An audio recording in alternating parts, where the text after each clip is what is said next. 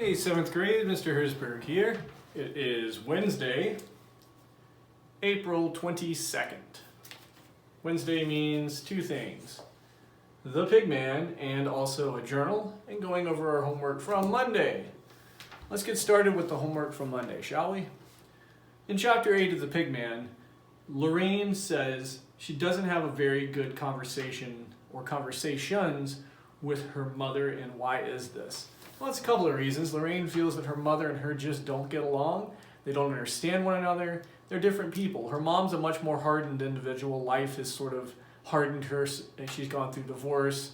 She's having to support a daughter on her own.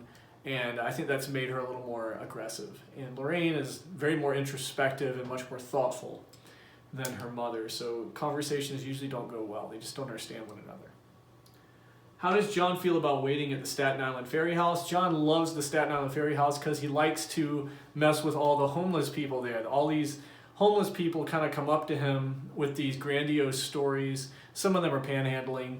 And John found one, his name was Dixie, and then he came back one day, and next week and his name had changed, and he was telling a different story. So John makes them sort of tell all these grandiose stories before he'll give them any money. Why did Lorraine go with John and Mr. Pignotti to Beekman's department store?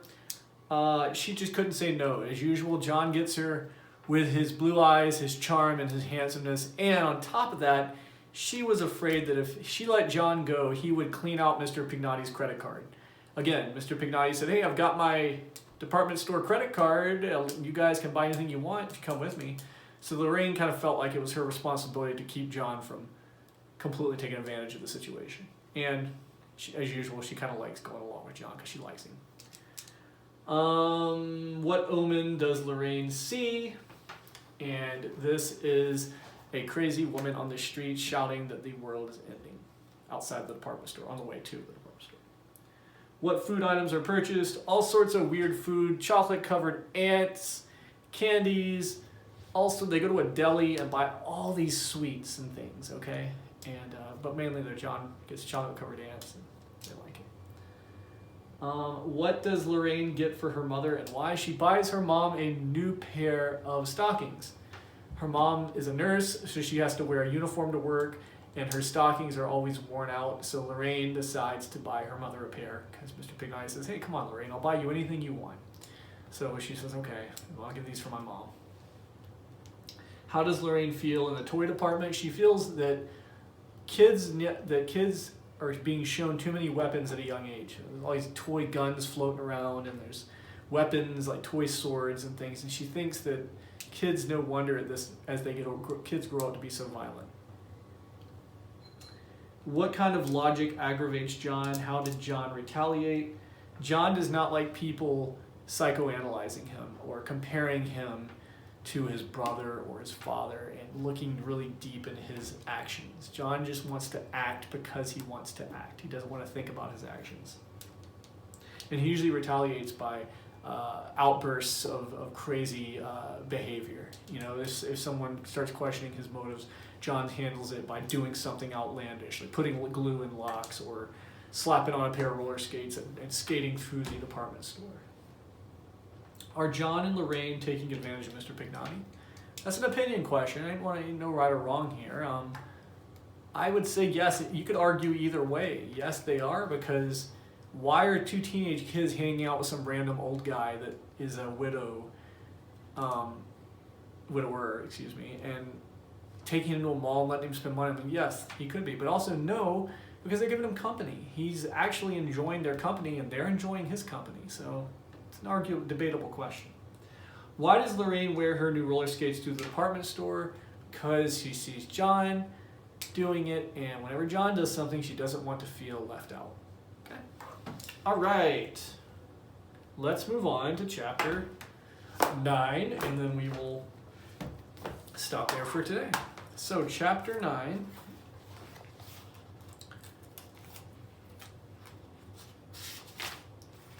Chapter 9, here we go. So this is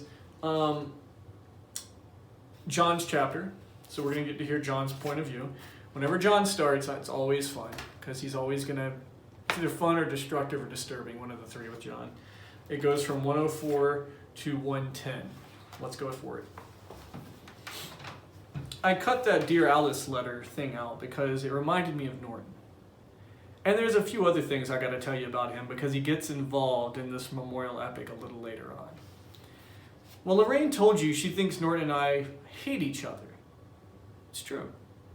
Norton is so low on the scale of the evolution chain, he belongs back to Cro-Magnon man. Norton actually played with dolls when he was a kid. You see, that was his mother's fault, just like that Dear Alice column I showed you. Well, when he was old enough to know better, he didn't play with dolls anymore. But the kids used to make him cracks about him, so that made him just one time go berserk when he was about 10 years old. He was the only berserk 10-year-old in the neighborhood. And from then on, he just got the tough guy label all the way. He always was picking fights, throwing rocks, beating everybody up. In fact, he got so tough, he used to go around calling the other guys sissies. When I was a freshman going through my bathroom bomber thing, Norton was a specialist in the 5-finger discount. I mean, he used to shoplift everywhere he went. It used to be like small stuff, like maybe jewelry for his mom, candy bars, newspapers. But then it just got worse until now his eyes drift out of focus when you're talking to him. He's the type of guy who might grow up to be a killer.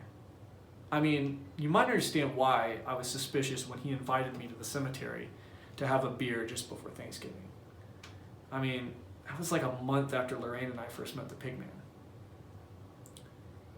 How come you're going over there all the time? Norton finally blurted out as he opened up a bottle of putrid brand of beer and made believe he was interested in looking down in one of the glass domes of the tomb. Where? He looked straight me in the eye for a second, and then one of his eyes moved away. You know where. That old guy's house. Over there on Howard Avenue. Oh, him. Is he queer or something? No, he's just a really nice guy. What's his house like? Like? Yeah. He got anything worth stealing? Norton clarified, his eyes getting bigger and getting meaner, and then sneaky like an alley cat about to jump on a bird. Oh, no. I muttered, throwing a pebble down out in front of the tomb. All he's got are these tools and stuff like that. What kind of tools? Norton perked up. Nice ones? Oh, just old electrical junk. Dee Dee's been asking for that electrical stuff lately. There's a big market for electronics, John. As soon as he mentioned Dee Dee, I felt like socking him right in the face. I mean it. Dee Dee is this lunatic guy that lives on Richard Avenue and makes believe he's the leader of an organized crime on Staten Island. But all he handles are the hubcaps and the radios that the kids steal. They call him the king of the kids. What about any TVs or radios? No, I said. Norton reached a new peak of ugliness that day. The afternoon sun was shining down on him. He paused for a minute and took a sip of his beer. Well, what are you and that screech owl going over there every day for, huh?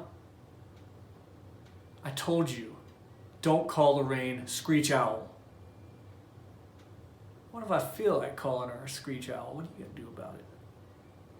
I took a sip of my beer, which was warm as bleep by then, and then I looked at him straight in the face. I wasn't scared of Norton because, we were evenly matched. I mean, John, what are you going to do about it? Norton grinned. Oh, probably nothing, Norton, I said, smiling back at him. I don't know. Maybe I'd go buy some marshmallows. The grin on Norton's face faded so quickly, you'd think I just stuck a knife in him. You wouldn't happen to know where I could buy some marshmallows, would you, Norton? I smiled as I said it. All right. I'm sorry I called your girl a screech owl, Norton said, trying to avoid the unavoidable. You got anything more you want to say to me, Norton? I said, standing up. Actually, yeah. Norton nodded. A slow return of the courage said, See, if you don't give me some more information about that old goat, maybe Dennis and me pay a little visit over there ourselves. You at least expect it. I yawned and stretched my arms in the air. Yeah, well, I can see this conversation is going nowhere. Thanks for the beer, Norton. And then I threw my empty bottle in the back of the tomb. I was furious by this time, so I started walking down the path from the top across from the gravel courtyard. And maybe I'll be paying a visit to your old man friend real soon. Norton called out, and I turned to see him standing on top of the tomb. I walked a few steps, 100 yards or so, and then I spun around. Ha! You do that! I yelled at the top of my lungs. You do that, marshmallow kid. I knew Norton had to make believe he didn't hear the last remark because he would have had to have run after me and tried to bash my head in with a rock otherwise. It's like paranoia in reverse when people are really calling you these insulting things and you deliberately pretend that they aren't. But I guess I'm just as, screwed up as he is. Sometimes I even try to figure out why the way I am. Take my drinking, for instance. Remember when I was a kid. Hey, Johnny, want a sip of beer? My dad used to say in the old days. He got a good kick out of it. I was about, 10 years old. And I'd go around the house emptying all the beer glasses. That kid's going to be a real drinker, he'd say in front of all of his friends. And then I'd go through my beer drinking performance for everybody, and they'd all laugh their heads off.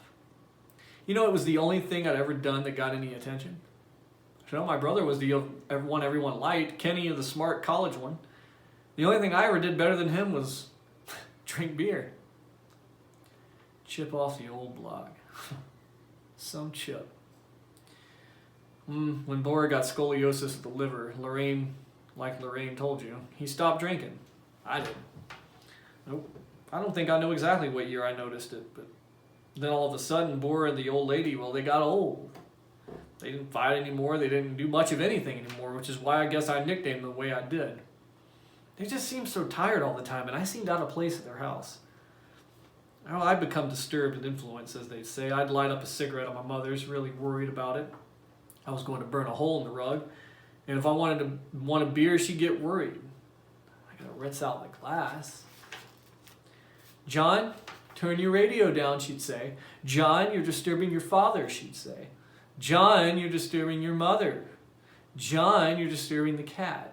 John, don't slam the door when you go out. Don't make so much noise on the porch. Don't bang your feet when you walk up the stairs. Don't walk on the kitchen floor, John. Don't. And then it turned into, John, please do whatever you like. Make yourself comfortable. If you want something out of the refrigerator, help yourself. I want you to feel at home. Yeah, right. Anyways, they'd have a big smile, they meant it. That was the Pigman, though. I'd kill Norton if he ever tried to do anything to the old man.